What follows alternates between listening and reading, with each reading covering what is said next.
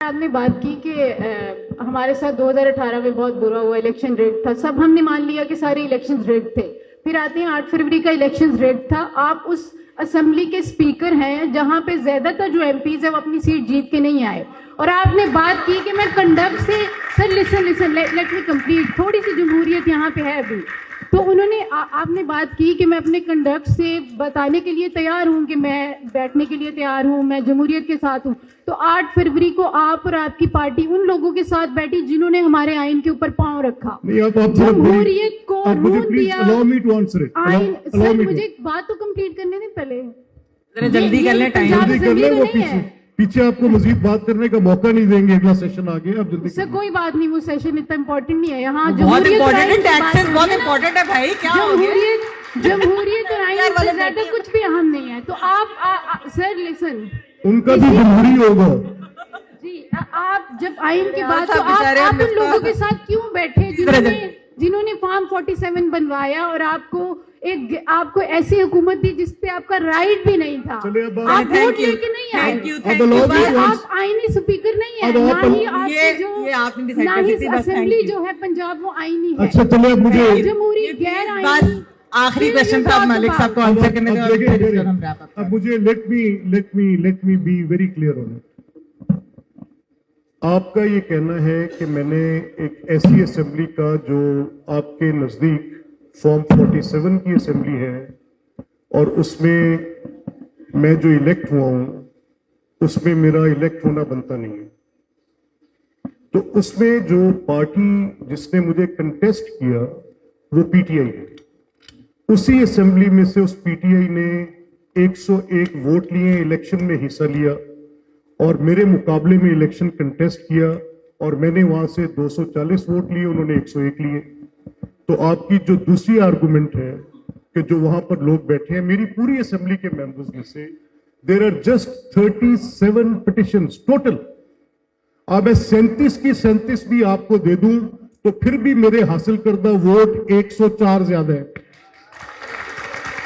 So one should say, बेटा मेरी सुन ले बात, पता नहीं आई शुड बी सेइंग बेटा, ये आपका नाम मुझे पता हो तो मैं नाम लेके कह दूं। I don't like this word बेटा एट माई सेल्फ, मुझे खुद भी अच्छा नहीं लगता, लेकिन I like the way you said it.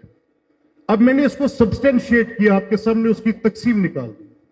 अगर वो जमात उस इलेक्शन में हिस्सा ना ले जो ये क्लेम कर रही है 47 वाला पॉइंट, वो वोट्स बैक ना करे, बाकायदा इलेक्शन के अंदर पार्टिसिपेट करके आपके आर्गुमेंट को उसकी अनलमेंट कर रही है। Part 2 37 total. I have, because I am the custodian there, I received the notices there. तो मैं 37 के 37 चाहे जितनी भी वेग फ्लिम्जी विक्सेशियस रीजंस पर वो एप्लीकेशंस हैं सब ग्रांट कर दूं, उनकी रोक दूं membership. The minute I received the notice from Supreme Court that those special seats, I am the only assembly who stopped. Even before the election commission denotified, I said they have no right to come to the assembly. Supreme Court has said that. Come on. Have some heart. हमारे लिए बहुत मुहतरम हो और आपने जो बातें की हमारी दिल को तकलीफ पहुंचा, क्योंकि हम जिस इलाके से ताल्लुक रखते हैं जिसमें 40 साल से जंग जारी है और ये इस रियासत की पॉलिसी है, और जो भी इस जंग के खिलाफ लड़ रहा है, जो दो जमातें ने आपकी बात की, एक बलोच लिबरेशन आर्मी या जो पीएलए है और एक पीटीएम की बात की, आपने दोनों जमातों को एक ही प्राण पिलाया। और यही पीटीएम है जो इन जंगों के खिलाफ लड़ रहा है, जो मिलिटराइजेशन के खिलाफ लड़ रहे हैं, हमारी पश्तून पर जो कुछ हो रहे हैं उनके खिलाफ लड़ रहा है।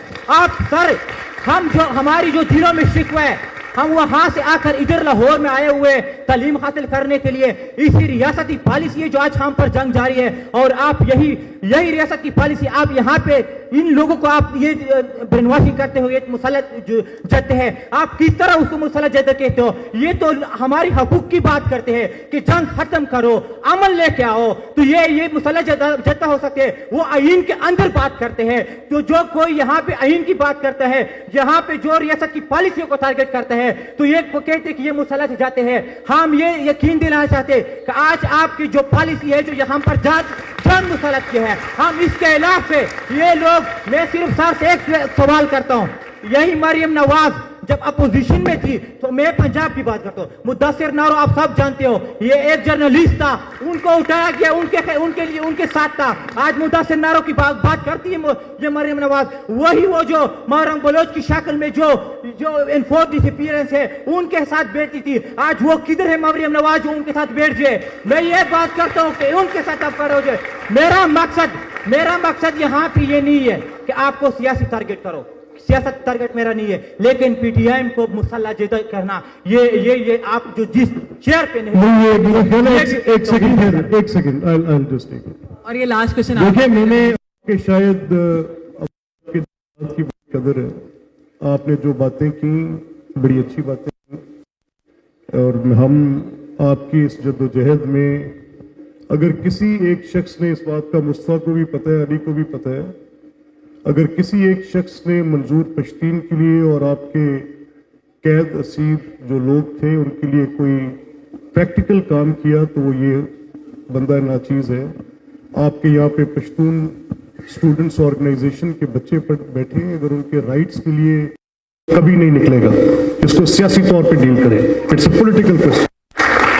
सो मेरा आपसे ये मसला है कि आप अपने प्रेजुडिसेस को, once we are into mediums like this think fest, I knew it, मुझे आपके जज्बात का पहले भी कदर है, फिर भी रहेगी, और आइंदा भी अगर आपके साथ किसी जगह पर बैठ के बात हो तो आपके सियासी हकूक के तहफ़्फ़ुज़ के लिए हम हर वक्त हाजिर हैं जहां पर बात हो सकती। ये बात आपकी करना कि ये जो साहब आगे बैठे थे और कुछ दोस्तों ने कहा, मुझे for the first time in my life I am meeting him, मैं क्यों किसी को प्लांट करूंगा?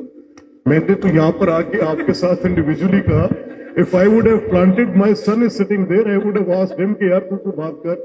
मैंने उसको बुलाकर कहा कि वहां जाके बैठ, डाइवर्सिटी को देख, डिफरेंट ओपिनियंस को देख, अपने दोस्तों के साथ बैठ के सुनो, and you have to remain silent, not uttering a single word.